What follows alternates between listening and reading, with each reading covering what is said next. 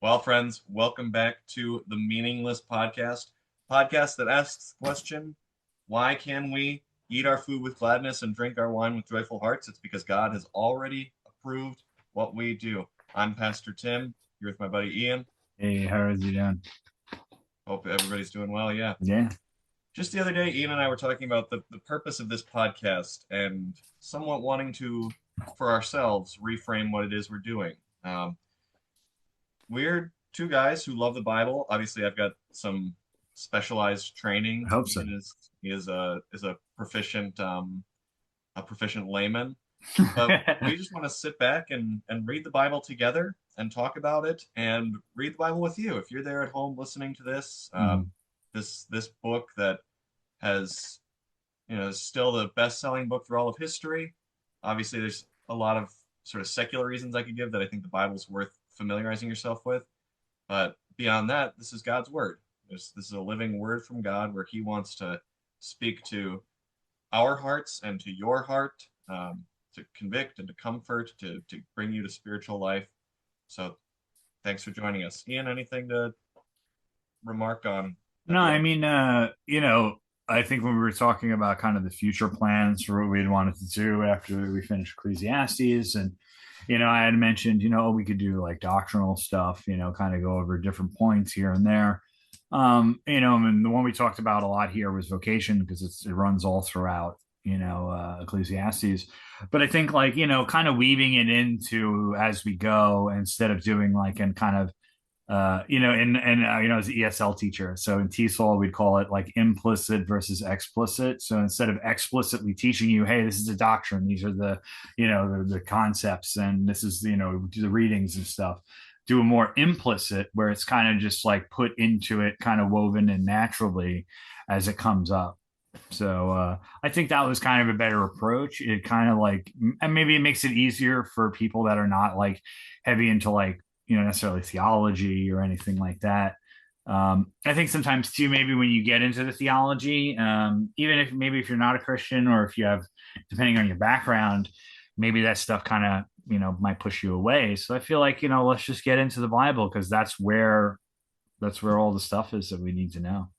All the Absolutely. other kind of stuff in a sense would be superfluous, and I think Luther would agree um, that we should stop reading everything. What was it like? It's a great shame or a great tragedy or something that Mm, other books are read more than the Bible.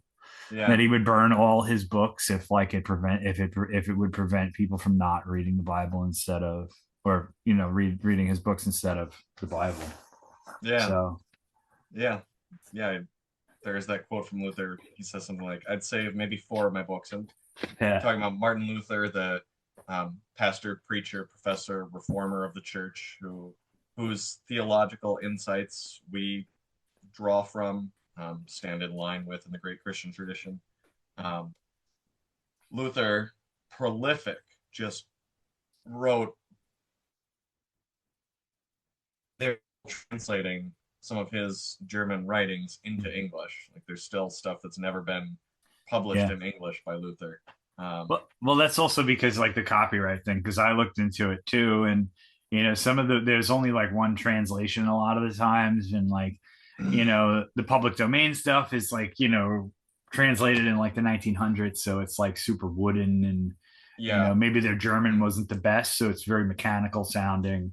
Maybe today we would think of like if somebody threw it in Google Translate, it would sound kind of rough, and you would miss a hmm lot of the kind of nuggets that a real translator, probably speaking from experience here, could really bring out. So absolutely. yeah, Yeah, and Luther, I think it's funny that you bring him up, Ian, because I would say there's a connection somewhat to the content of chapter 9. Like you were saying, Luther had this thought for the end of his life. He said, I wrote like maybe, I forget what exactly he says, four things that I would save. It's my small catechism, it's, I think, his Galatians lectures, yeah. uh, and Bondage then to he the says, will and the something else. maybe Yeah, I'm no wrong. bondage. Yeah, maybe. Or it might have been the large catechism because I think he It's, was using that as more like the kind of educational thing for both, laity and for teaching.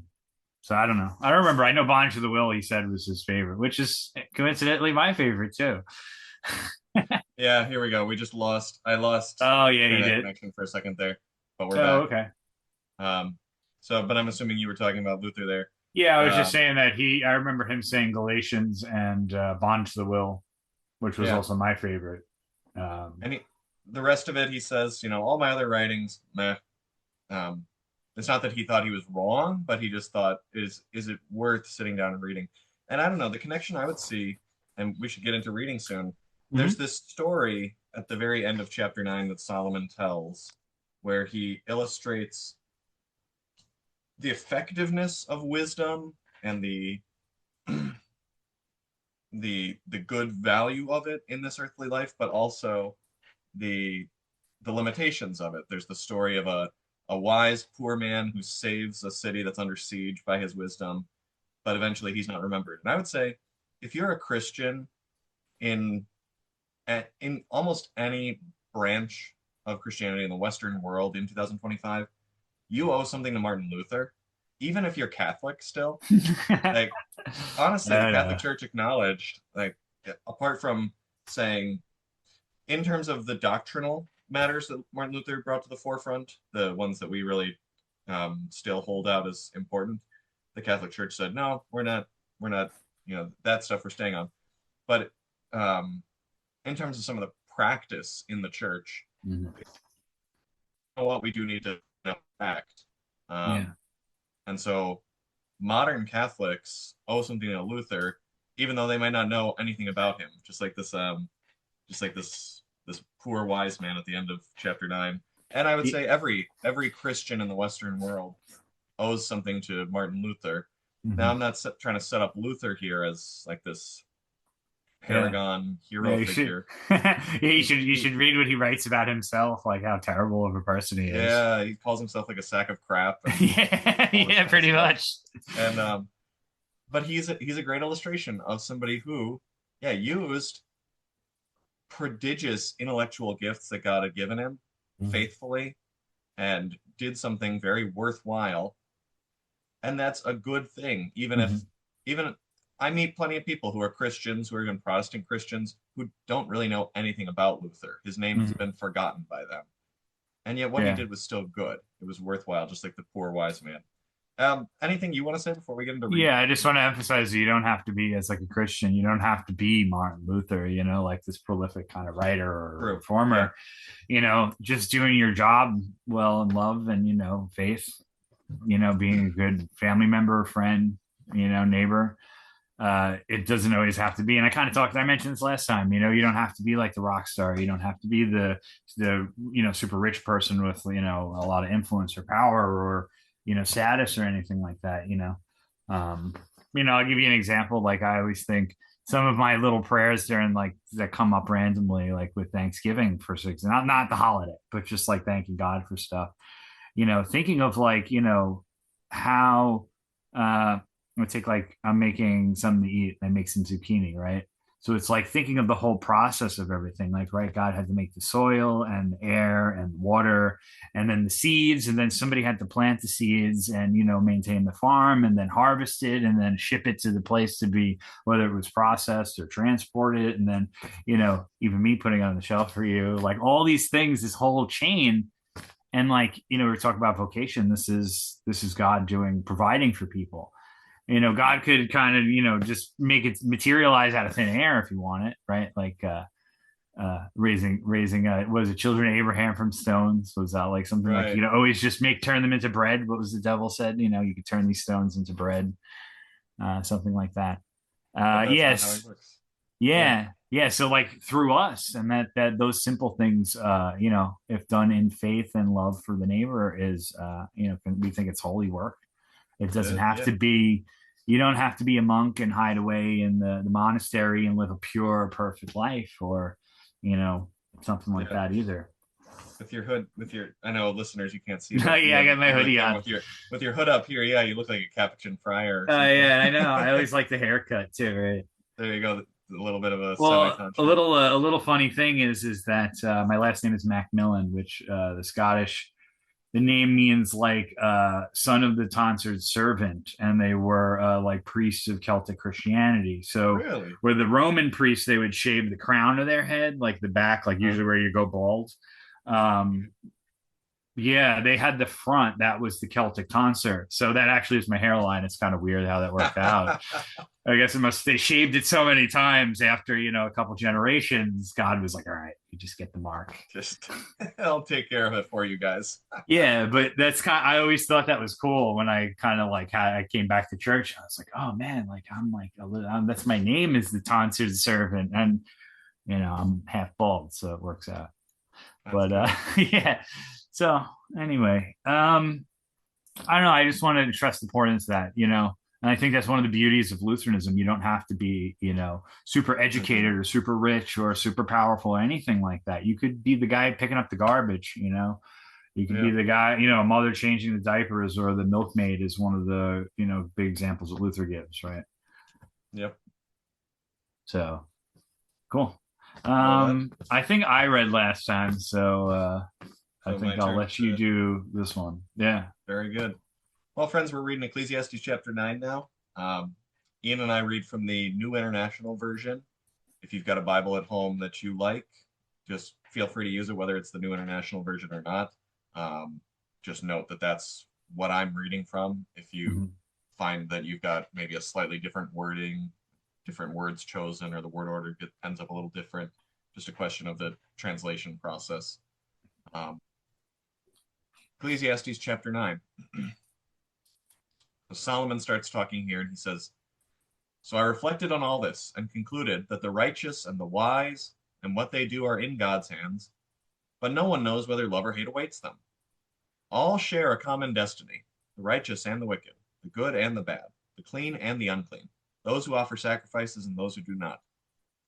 As it is with the good, so with the sinful, as with those who take oaths, so with those who are afraid to take them. This is the evil in everything that happens under the sun. The same destiny overtakes all. The hearts of people, moreover, are full of evil, and there is madness in their hearts where they live. And afterward they join the dead. Anyone who is among the living has hope. Even a live dog is better off than a dead lion. For the living know that they will die, but the dead know nothing. They have no further reward, and even their name is forgotten. Their love, their hate, and their jealousy have long since vanished. Never again will they have a part in anything that happens under the sun. Go, eat your food with gladness, and drink your wine with a joyful heart, for God has already approved what you do. Always be clothed in white, and always anoint your head with oil. Enjoy life with your wife, whom you love, all these days of this meaningless life that God has given you under the sun, your meaningless days. For this is your lot in life and your toilsome labor under the sun. Whatever your hand finds to do, do it with all your might. For in the realm of the dead where you are going, there is neither work, nor planning, nor knowledge, nor wisdom. I have seen something else under the sun. The race is not to the swift, or the battle to the strong, nor does food come to the wise, or wealth to the brilliant, or favor to the learned, but time and chance happen to them all. Moreover, no one knows when their hour will come. As fish are caught in a cruel net, or birds are taken in by a snare, so people are trapped by evil times that fall unexpectedly upon them. I also saw under the sun this example of wisdom that greatly impressed me. There was once a small city with only a few people in it, and a powerful king came against it, surrounded it, and built huge siege works against it.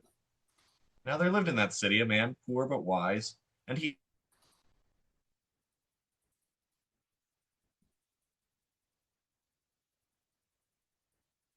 Uh, quiet words of the wise are no more to be heeded than the shouts of a ruler of fools. Wisdom is better than weapons of war, but one sinner destroys much good. That's Ecclesiastes chapter 9, but let me just check in. Ian, were you hearing me all the way through? yeah, I you cut saw, off for like the last 10 seconds there. You froze up. yeah, I saw that I had a internet skip again. Something's wrong with the internet here, my office folks. So let me just read from like verse 14 through to the end again. And Mm. we'll have to see in the recording if you hear me twice, folks, but uh, we'll read it this time. So I'll start at 13, that last portion. I saw Yeah. under the sun this example of wisdom that greatly impressed me. There was once a small city with only a few people in it, and a powerful king came against it, surrounded it, and built huge siege works against it. Now there lived in that city a man poor but wise, and he saved the city by his wisdom. But nobody remembered that poor man. So I said, wisdom is better than strength. But the poor man's wisdom is despised, and his words are no longer heeded. The quiet words of the wise are more to be heeded than the shouts of a ruler of fools. Wisdom is better than weapons of war, but one sinner destroys much good. Wanted to make sure we'll hear it once the recording comes out. Mm-hmm. That I got that story out there because that's that story that I was referencing Mm-hmm. at the very beginning, the one where I would say Luther also can kind of serve as an example of that.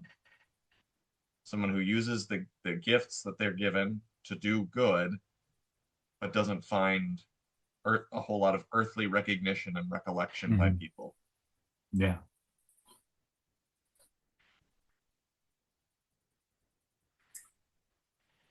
Okay. All right. So you want to go usually like we do in order, or do you Kind have of work our anything that, way. yeah, work our way down? I have a couple things that stood out to me. Yeah, let's work our way down.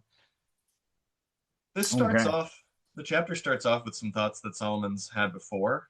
The idea that, whether you're poor, whether you're rich, whether you're good, bad, whoever you are, you die. Um, Yeah. That's it. It's that cold. You're dead. yeah. That's it. You're nothing. You'll be forgotten. Nobody will remember you. You'll have no impact or influence or, hmm And when he talks about, everybody's got a common destiny, the Bible elsewhere affirms an afterlife that includes two distinct destinations, a heaven and a hell, a place where we are eternally with God in blessedness, a place where we are eternally apart from God in pain and sorrow. Um, but Solomon's point is that ultimately we're all going to die. And he's just not interested in speculating about whether people end up in heaven or hell. Ultimately, no one knows. yeah. Um, the Bible's teaching is that we are saved by God's grace through faith, through trust in Him, which is something that is not visible. And so I might be very convinced that someone is a Christian by their actions and words in this life, but could turn out that they were not ever, that they were ultimately what we would call a hypocrite, Mhm. not in a way that means like they were, kind of talking out of two sides of their mouth, but just that the actual status of the trust in their heart was not in God as they claimed, versus someone who I could think, yeah, I don't think that person believed in God. Certainly could. We want our actions to accord with the faith that's in our heart, um, and we want the faith in our heart to match our actions. But Solomon's point here is just, when you get down to it, we all die, and I can't be sure what's going to happen to anybody else. Can't be even sure what happens to him. So I like this though. I kind of saw this as like almost like we talk about like divine monergism for a second, like God does everything. Like I kind of see that here because the first line I see with like 11, if you go down a little bit, like the race is not to the swift or the battle to the strong, Love that nor does section. food come to the wise, will wealth the brilliant or favor to learn it, but time and chance happen to them all. So hmm really, ultimately, it's up to God, right? God's the one that's behind everything, kind of moving everything, all the different actions and stations and everything that we're put in our lives and in creation. So I see this kind of thing that like it's real, and he's always talking about this idea too. We don't know what's going to happen in the future, so Right. really, it is up to chance. And if you look in, I think in 10, I noticed there's some kind of thing where I feel like there is like a thing that like you have to do. There is no risk without reward. I think when he talks about like, if you dig a pit, you could fall into it or something like Mm. that. It was hmm kind of I kind of was making those connections when I was going over the two different ones because there's just like so much good stuff right here. What Yeah. you just pointed out, verse 11 there, Mm-hmm. um, I think of that as the anti-Proverbs.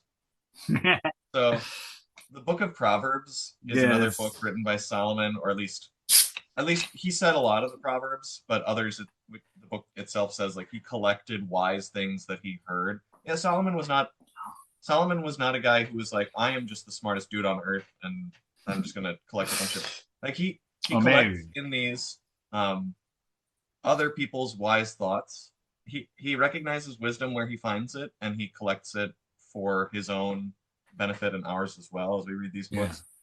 And overall, the book of Proverbs extols things like hard work and dedication and patience. And it says, these things are what are in your control to, uh, I, I might not be able to guarantee that all my labors result in um, blessing and prosperity, Yeah. but the only thing I can do is labor, is put my gifts and my time to work. Well, And I think that, what go ahead. sorry, yeah, I was just gonna say that. I think where it ties in though is like the trust in God. Like you do the Yeah. labor, you still do the great, regardless of not knowing the outcome. You'll never know. You can't know. But Mhm. trusting in God and still doing it, I think is really kind of the message here. Is like even if you're Mhm. uncertain in that kind of face of the uncertainty or even adversity, you know, having faith in God and still doing, the toil, and that's where this contentment comes from, right? That Yeah. we keep hearing about. Yes, and that gets to right, like the idea of faith, of trust in God. That's the key thing. Because Mm-hmm. Proverbs, basically, where he says, like in verse 11 here, the race is not to the swift, the battle is not to the strong. Mm-hmm. The book of Proverbs, basically over and over, its theme is that the race is to the swift, and the battle Yeah. is to the strong. Like that, that is how generally the world works. The key word at the end of verse 11 is chance. Mm-hmm. Um, Chance is a tricky word to use in terms of a Christian worldview, where we recognize, like Ian, you were saying, that there is a monergistic God above all who works all things. But from our human perspective, sometimes the only thing we can say is, yeah, it just seems like that's how things shook out. That there's chance. Yeah. It's Because we not even can't necessarily, explain it. yeah, it's not even necessarily wrong to say luck sometimes. Mm-hmm. I Yeah, I I'm a think guy. that's just like sorry. But it's just That I feel like when we say luck or chance, it's just like we don't know what happened. So we're just like, oh yeah, it was lucky. But there was of course something, but like you just don't know what it is. Yeah. Well, I'm a guy who likes board games and card games too, and Yeah. those are games of chance. There's skill Mm-hmm. involved. The best game is gonna, the best kinds of games are gonna blend skill and chance in a way that I can put my best effort forward, um, but chance can throw me a curveball. Yeah. Um, I don't like chess for that reason. Like, there's no Oh yeah. chance. There's no chance in chess. I'm terrible at Yeah. chess, and that's Yeah. that's If what I'll, you that's my excuse. Is there's no. see, I disagree because I know how to play chess and I enjoy playing it, but I'm not that good. Like I'm not really practiced. But Uh-huh. like I've still won against people that that are pretty experienced. So Hmm. there's a chance. You know what? I'm just unorthodox in the way that I think about everything. So that's probably what it is. I'm the one throwing the curveballs. Sure. There you go. Yeah, I mean that's right. It's The like the chaotic mess. chance. What is this guy? He's just crazy. I don't know what he's doing. Yeah, I guess yeah. The chance is who am I playing against? But that's the element out of my control. Just But I keep like a making the game. worst moves possible, and then the guy messes up, and then I win. There you go. But yeah, I like a game where there's a die being rolled, or where Yeah, cards are being shuffled. And yeah, you don't know what's coming out of there, and you just have to kind of roll with the punches a little bit. yeah. Um, and I've my kid one of my kids once we were playing and we were talking about that and asked, like, does God control that? Like when we roll a die in our game, does God determine whether it comes up one or six or three?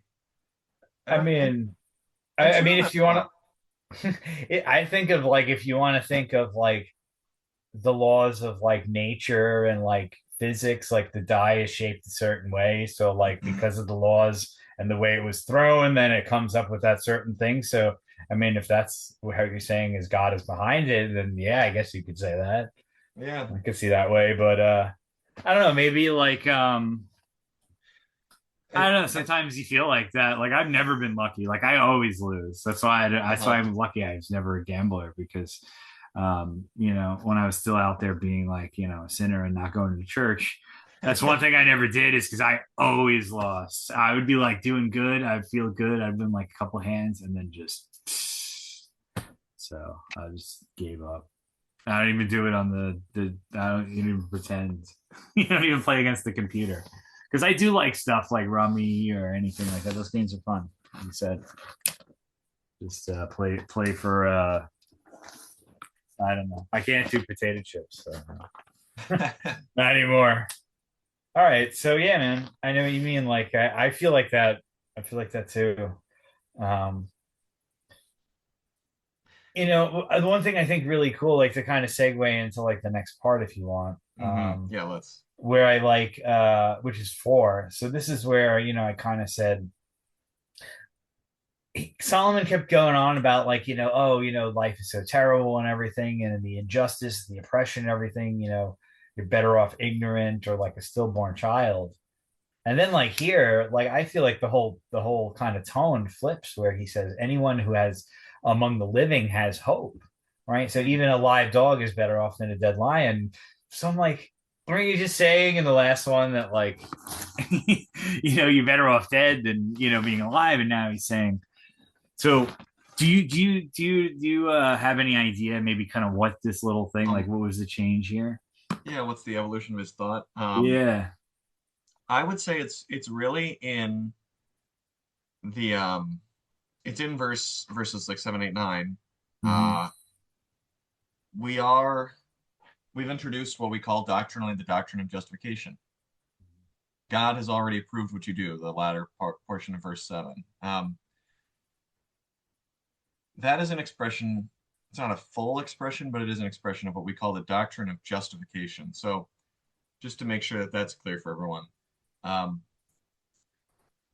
the Bible's, among the Bible's teachings, one of the most important ones is the doctrine of sin. We are all sinners, and because we are sinners, we do not deserve to live with God, to enjoy his blessings. We cannot expect his favor.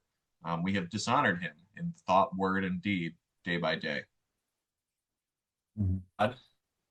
And God has justified us, however. He has declared that we are not guilty, that we are reconciled to him. And that isn't just, I mean, the book of Ecclesiastes doesn't go into an exhaustive explanation of justification, but justification is not just this thing that God decides, like, well, you know what? You guys are all just good. It's because Jesus died for us. Right? Yeah. Jesus is the Lamb of God who took the sin of the world on his shoulders to his cross. We have justification. God says, your sin, Ian's, Tim's, yours, listener, is paid for by what my son Jesus did. And so now God looks at our lives and sees, we would say, justification. Just like if I get in trouble at school and my parent, we come home, we're home later, and my parents are like, what were you doing? What were you even thinking? And I try and justify my actions. I try to provide justification. Well, this is what happened. The teacher didn't want to listen, but he was bugging me, or I didn't even do it. It's not true, right? I want to justify myself. I want to provide justification. God's justification for us is that Jesus has died for us. Verse 7 there shouldn't be understood in a sense of like God has said that whatever we decide to do is hunky dory, like that we can. You're forgiven, so just go out and do whatever you want. Yeah, that we can continue sinning. Romans chapter 6 would be a portion where the Bible addresses like that thought. Oh, can I just sin because God's forgiven me? No way.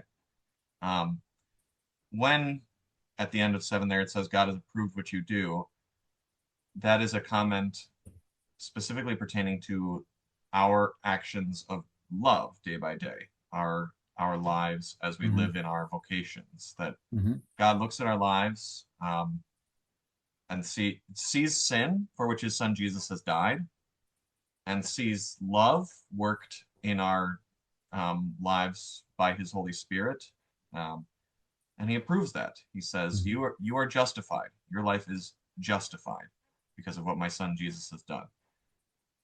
And that is the flip that happens here in chapter 9. Solomon introduces us to, he would maybe not have used that word, but his formulation here is very close to the language the New Testament uses, justification, approval. Yeah, that's what I love about it. I feel like it's such a strong kind of like heavy gospel message. That really what it felt like to me. And what I think the beauty of it, like the flip that we talk about, is the meaningless becomes meaningful then, right? And I just love, again, this is the simplicity of it. It's not like, again, it's kind of like, you have to keep doing a certain amount of things in the right way in the system to, gain favor. It's already pre-approved, right? What you do. And like you said, that doesn't mean it's not a license to sin, right? Right. But it's confidence. yeah, but it's the simple things is that I love. It allows you to enjoy the simple things that I think a lot of people take for granted, like eating a meal and being happy, being like, just, hey, I'm grateful that I have this meal in front of me, that I'm able to have nourishment for my body. Like I said before, when we were talking, like thinking about my thing now, like the whole line of all the people that make it possible to be able to enjoy that, right? And I think this goes back to maybe we talk about a little in the next episode when we do 10, when we go back to like time and place, like when's the proper time to be eating and drinking, right? So yeah, I really love this. And the clothed in white is another thing. Anoint your head with oil. Yeah. I always think like it reminds me of didn't he say something like even if you're suffering, make sure you have put oil on your face or something so that you look like healthy and Yeah. That's Jesus in the Sermon on the Mount. Yeah.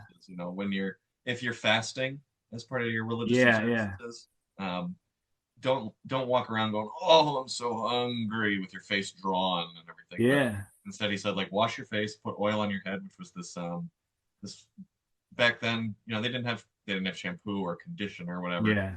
You'd work oil into your hair to clean it and also to keep it healthy.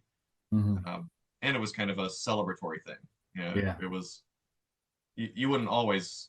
It wasn't like they were using oil every single day. Yeah. And you don't literally have to wear white robes like every day. Like you don't have to wear them at all. But being clothed in white means like, clothing yourself, like your image of yourself, right? Being clothed in white and light, right? Anoint yourself with the oil, like these kind of things. It doesn't necessarily mean like the literal what we're thinking. It's more like how you present yourself, right? Yeah, attitudinally. Yeah. Your attitude, even your appearance. I mean, sometimes, you could look a little slovenly and still be, look like you're anointed with oil. But I think too, like, when you, the way you approach, the way you behave, the way you speak, like all these things kind of come into this thing. So you can kind of really, you can apply it to anything. I mean, yeah, I think if I wanted to put out one sentence to say, here's what Ecclesiastes chapter 9 teaches us. Approach life with joy and use your gifts to serve other people, knowing that God loves you. Yeah. And do your best, right? My favorite line in here is 10, whatever your hand finds to do it with your might, right? Because in the realm of the dead, right? Like I have my book, what do I have, the NRSV? It says Sheol specifically because he's talking about like the Hebrew underworld. But I think I like that because it's just a place of nothingness. And that's what we're kind of talking about here. So that image, I think, helps where there's no knowledge, there's nothing, there's no working, there's no hate, there's no love, there's no reward, like we talked about earlier in the chapter, right? There's nothing. So, do your best, and it's already proved. So, like, you don't have to worry about that. That's the one thing I always get hung up with because, I'm so self-critical. I'm always like worrying like, oh man, am I doing good enough? Oh, it's like something didn't go my way. And I'm like, oh man, what did I do? Is God mad at me? Like, is he trying to teach me a lesson? Like, it's all right. Just keep doing what you're doing and, just be grateful for it. And that includes, we didn't mention here, he says, enjoy life with your wife. Now, you're married. I don't know if I'm not. So we're kind of like on the different ends of the spectrum here. You're a family man. I'm a confirmed bachelor. But, my thing is that, it doesn't always have to be like if you're single, like you don't have to think about, oh, like I need to get married right away. I need a girlfriend. I need to do that. Like you don't always have to be in that kind of scene. And I know the culture pushes it, you have to have a partner, a significant other, or be on the dating apps or whatever. I know it's a big thing. I never really got into that, but like use that time being single. Like I spent a lot of time with my Hmm. parents. Like I cook for them, go to the store, help them out any way that I can. Spend time with your friends, work more. Do find activities that you could do to keep yourself busy. Because I know you made a good point in we're finishing up Thessalonians the other day at service, right? So we're talking Hmm. about idleness, and in 10 we can go into that again too later, where he talks about the idleness causes the house to creak, right? So you have to have these kind of things where you're maintaining stuff. So just because you're single, you don't have to always worry about like because I know especially my generation, I'm a late millennial, Hmm. Generation Y. I like that better. I don't like millennial. Generation Same Y way. is better, yeah. But whatever. I mean, like that in the younger generation, I feel like we have this pressure, especially from church. Like the meme online is to like Yeah. go to church and get a trad wife. You know what I mean? Like that's not the goal of church. I mean, hopefully that would be the outcome, right? If God has that plan for you, but I think the goal there is to grow your faith and to serve others. That's the most important. So just from my perspective, being single, I think that's kind of how I take this line to apply to myself, right? Like I don't have a wife, but how do I use my time to share that same kind of love, to other people? Yeah, that's it right there.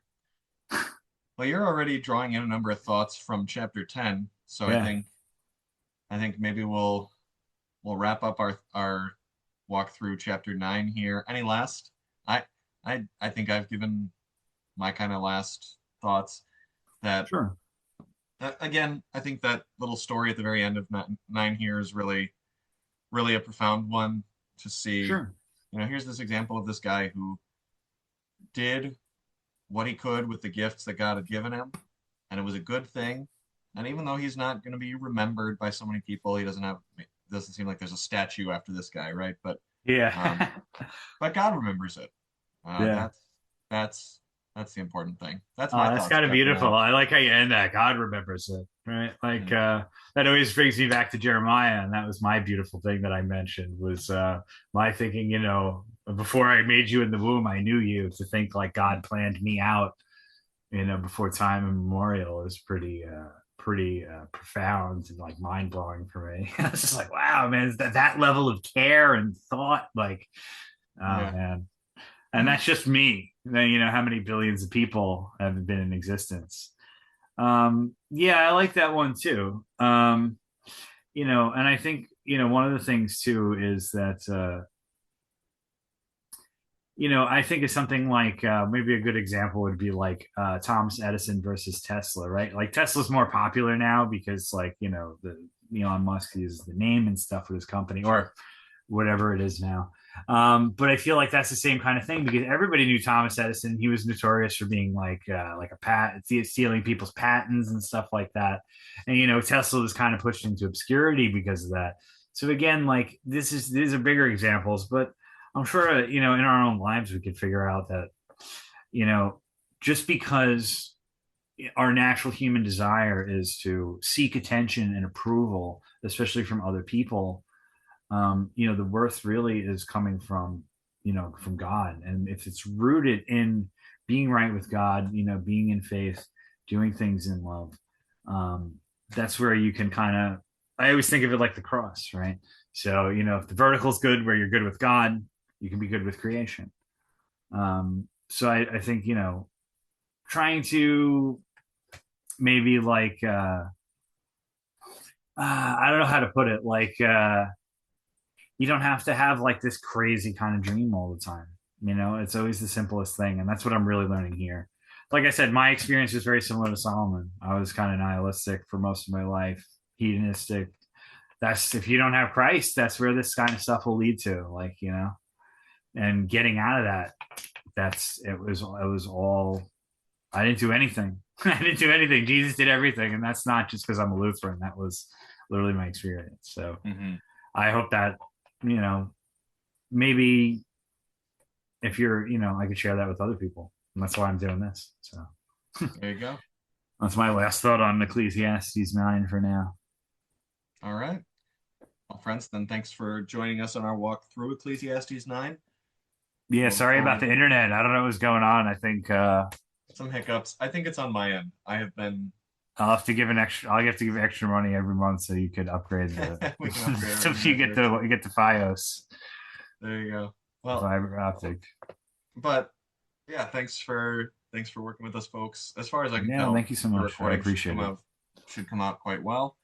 Enjoy. God bless you. Go ahead and enjoy your life under the sun here, and we'll see you next time for Ecclesiastes chapter 10. May grace and peace be with you.